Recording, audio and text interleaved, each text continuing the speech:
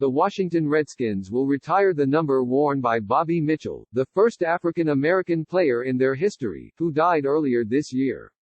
The move, which a source said had been in the works for a while, comes one day after the statue of former Redskins owner George Preston Marshall, the last NFL owner to integrate his roster, was removed from outside of the team's former home. Mitchell's number 49 is only the second number to be retired by the Redskins in their 88-year history. Sammy Bowe's number 33 had previously been the only retired number. In a statement, Redskins owner Dan Snyder said, "There is no one more deserving of these honors than the late Bobby Mitchell. Bobby was one of the most influential players not only in our team's history, but in the National Football League. He excelled on the field, in the front office and most importantly in his community where he had a tremendous impact on the lives of so many through his charitable efforts. He was one of the greatest men I have ever known." Also, the Redskins renamed the lower bowl at FedEx Field in honor of Mitchell. It had been named after Marshall, who owned the franchise from the time of their inception in 1932 in Boston until his death in 1969. On Friday, Marshall's statue was taken down by Events DC, which controls the land at RFK Stadium. Marshall had resisted for years numerous overtures to integrate his roster. But in 1961, he was under pressure by Secretary of the Interior Stuart Udall to integrate or lose the lease to new DC Stadium, which was on federal land. To appease Udall, the Redskins acquired Mitchell in a December 1961 trade with the Cleveland Browns, sending them the rights to African-American running back Ernie Davis.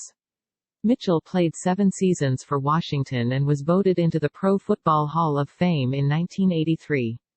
It wasn't always easy for Mitchell, who died on April 5. He often recalled hearing racial epithets hurled his way and said he was once spat upon at a local restaurant. However, Mitchell, while acknowledging the pain, overcame the vitriol and lasted 41 seasons with the franchise.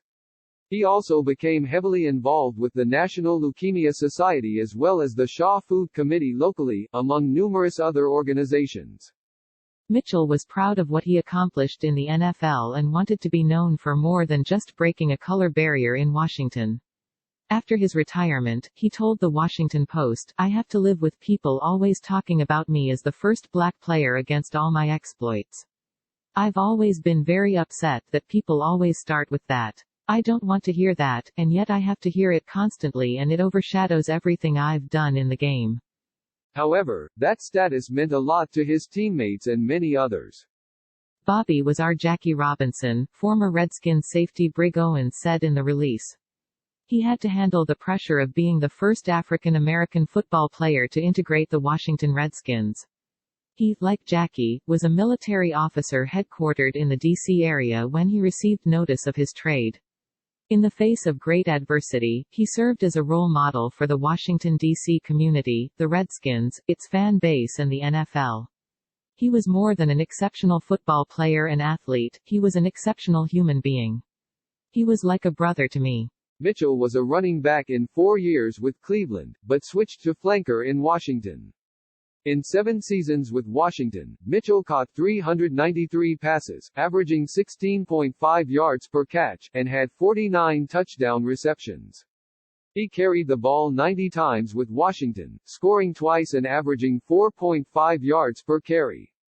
In Cleveland, Mitchell ran the ball 423 times, scoring 16 touchdowns and averaging 5.4 yards per carry. Mitchell also was a standout returner, averaging 10.1 yards on punts and 26.4 yards on kickoffs for his career. He was named first-team All-Pro 3 times and, when he retired, Mitchell had the second most all-purpose yards in NFL history. Only one player had worn Mitchell's number since he retired after the 1968 season, tight end Leonard Stevens in 2002. Mitchell said after that season he was hurt that the team had reissued his number, though then coach Steve Spurrier said it was simply an oversight and it was never given to another player.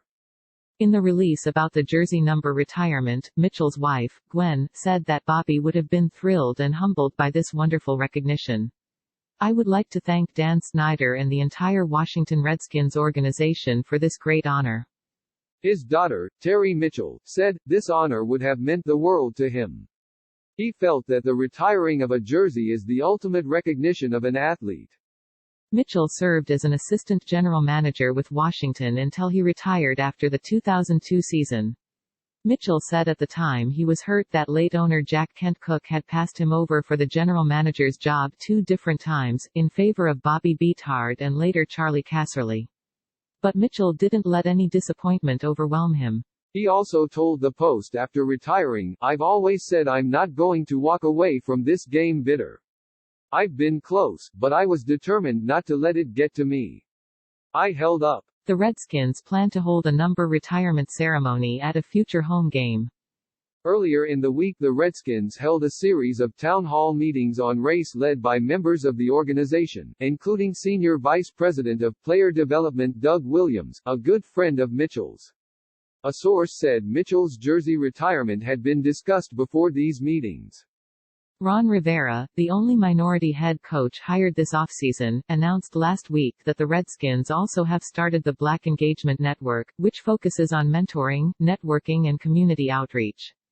Marshall remains in the Redskins' Ring of Fame with his name displayed inside the stadium along with other members of that group. The franchise's nickname also remains a source of controversy, on which discussion has been renewed in recent weeks amid a growing emphasis on racial matters.